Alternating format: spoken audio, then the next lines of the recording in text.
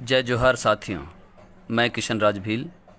साथियों, आज हम चर्चा करेंगे कि रक्षाबंधन त्यौहार से आदिवासियों का कितना और कैसा संबंध है। जैसा कि त्यौहार शब्द से ही स्पष्ट हो जाता है कि तयो अर्थात तुम्हारी और हार अर्थात पराजय। इस प्रकार त्यौहार का अर्थ हुआ तुम्हारी हार का जश्न। अब प्रश्न उठता है कि किसकी हार हुई और किसकी जीत। कौन किसको कह रहा है कि तुम्हारी हार जैसे हुई थी वैसी घटना फिर से दोहराओ। इस प्रश्न का जवाब जानने के लिए हमें थोड़ा आदिवासी निषादों को समझना होगा। आदिकाल से आदिवासी जल पर आधारित जीवन जीते आ रहे हैं। अतः जल यानी नदियों पर आधारित आदिवासियों को आर्यों ने निषाद कहा। फिर धीरे धीरे कई वर्षों बाद आदिवासी निषादों में से कुछ लोग भाले का आविष्कार कर भाले से शिकार करके जीवन जीने लगे। फिर आर्यों ने भाले पर आधारित जीवन जीने वाले निषादों को ही भील कहा। राजा हिरण्यकश्यप भी निषाद ही थे, जो जलीय जीवन जीते थे, या यूँ कहें कि जल पर राज करते थे। उनका पुत्र प्रहलाद हुआ, प्रहलाद का पुत्र विरोचन हुआ, विरोचन का पुत्र राजा बलि हुआ और राजा बलि का पुत्र राजा बाण हुआ, जो सभी भील या निषादवंशी थे। राजा बाण की माता का नाम कटारा था, जो राजा बलि की पत्नी थी। प्राचीन समय में औलाद या पुत्र माता की जाति या गोत्र के ही माने जाते थे। इसके लिए ग्रंथों में लिखा है कि मातृजात्यो प्रसूयत अर्थात पुत्र माता की जाति के होते हैं। अन्यत्र लिखा मिलता है मातृजात्यो पुत्रास्यु अर्थात पुत्र माता की जाति से पहचाने जाते हैं। इसी आधार पर राजा बलि की पत्नी कटारा के नाम से बाण कटारा गोत्रीय माना गया, जो आगे चलकर कटारा वंश का प्रवर्तक बना, जो गोत्र आज भी भीलों का गोत्र बना है। दक्षिणी राजस्थान में कटारा गोत्रीय भील आज भी पाए जाते हैं। राजा बलि आदिवासी कटारा भीलों के पुरखा हैं। अब तो यह बात पत्रकार लोग भी मानने लगे हैं। देखें वीडियो। अब निषादों से जुड़े पौराणिक महापुरुषों की जानकारी भी आपको दे देते हैं। सनातन परंपरा में महर्षि वेदव्यास, जिन्होंने महाभारत की रचना की, हिरण्यकश्यप और राजा बलि जैसे नायकों को निषाद माना जाता है। वो उसी परंपरा से हैं, उसी वंश से हैं। ये तो पौराणिक बातें हो गई निषादों से जुड़ी हुई। अब इस पत्रकार महोदय को दिल से जोहार। अब बात करते हैं रक्षाबंधन की। तो लोगों को बताया जाता है कि यह दिन भाई बहन का दिन है, तो यह बिल्कुल ही गलत है, क्योंकि धार्मिक ग्रंथ व धरातलीय सच्चाई इस बात का समर्थन नहीं करते। 18 पुराणों में से एक पुराण है भविष्य पुराण, कोड संख्या 584, गीता प्रेस से प्रकाशित, के उत्तर पर्व के अध्याय 137 क्या कहता है, आइए देखते हैं। पृष्ठ संख्या 546। यह है संक्षिप्त भविष्य पुराण, कोड 584, गीता प्रेस गोरखपुर।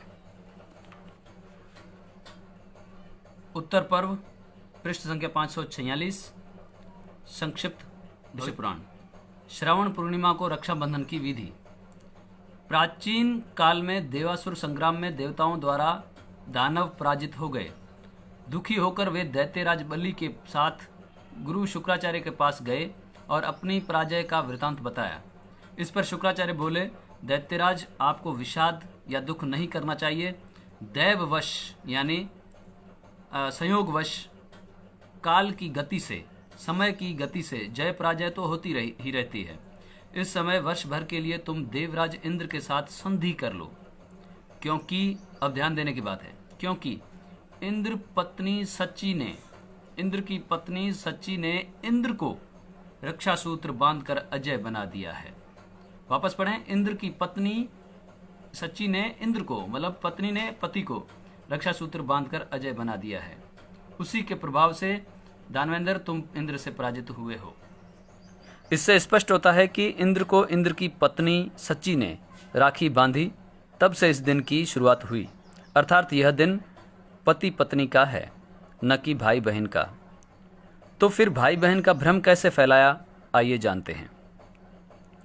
जब इंद्र को उसकी पत्नी ने राखी बांधी तो उससे कुछ वर्ष बाद राजा बलि निषाद जीत गए और आदिवासियों का राज आ गया। यह बात आर्यों को नहीं सुहाई और उन्होंने एक षड्यंत्र के तहत विष्णु की पत्नी लक्ष्मी को राजा बलि के पास भेजा ताकि वह उसे राखी बांधकर बदले में रक्षा के रूप में उनसे वचन मांगकर उनसे उनका राज छीन लिया जाए या राज्य से हटाया जा सके। लक्ष्मी राजा बलि के पास गई और कहा कि इंद्र की पत्नी पर संकट आया था तो उसने अपने पति को रक्षा सूत्र बांधकर युद्ध में भेजा, जिससे इंद्र की जीत हुई और इंद्र ने अपनी पत्नी की रक्षा की। अतः आज मुझ पर भी संकट आया है और आज मैं लक्ष्मी आपको रक्षा सूत्र बांधकर अपनी रक्षा की कामना करती हूँ। राजा बलि ने लक्ष्मी के कहे अनुसार सोचा कि जब पत्नी पर संकट आता है तो पति को राखी बांधती है और पति उसकी रक्षा करता है, अतः आज मुझे भी लक्ष्मी की रक्षा करनी होगी। यह सोचकर राजा बलि ने राखी बंधवाई तो लक्ष्मी ने वचन के रूप में राजा बलि से विष्णु की रिहाई व राजा बलि का राज्य भार से विमुक्त होना मांगा। इस प्रकार आज ही के दिन, रक्षाबंधन के दिन, आदिवासियों का राजा मारा गया और राज छीन लिया गया। जब ऐसा हुआ तो लोगों में राजा बलि व लक्ष्मी के संबंध पर बातें उठने लगी। तब आर्यों ने एक अटकल की कि राजा बलि भी जल पर आधारित हैं, जलीय जीवन जीते हैं, निषाद हैं, और लक्ष्मी भी हमें समुद्र मंथन से प्राप्त हुई है, जल से प्राप्त हुई है, अतः यह भी जल पर ही आधारित जीवन जीती आई हैं, अतः यह भी निषाद हुई। और राजा बलि और लक्ष्मी दोनों निषाद होने के कारण भाई बहन हुए। अतः प्रचार करो कि एक बहन ने भाई को राखी बांधी है। तब से यह भ्रम लोगों में फैल गया कि रक्षाबंधन भाई बहन का त्यौहार है। बता दें कि इसी दिन भारतीय रॉबिनहुड टंट्या भील को राखी के बहाने पकड़कर मरवा दिया गया था। तब से जब आर्य लोग राखी बांधते हैं तो एक श्लोक पढ़ते हैं, येन बद्धो बलि राजा दानवेंद्रो महाबल तेन त्वाम अपि बंधनामी रक्षे माचल माचल। अर्थात जैसे तो महाबली राजा बलि को बांधकर हमने अपनी रक्षा करवाई थी, वैसे ही तुम्हें भी बांध रहे हैं। हमारी रक्षा करना, हिलना मत, अर्थात मुकरना मत।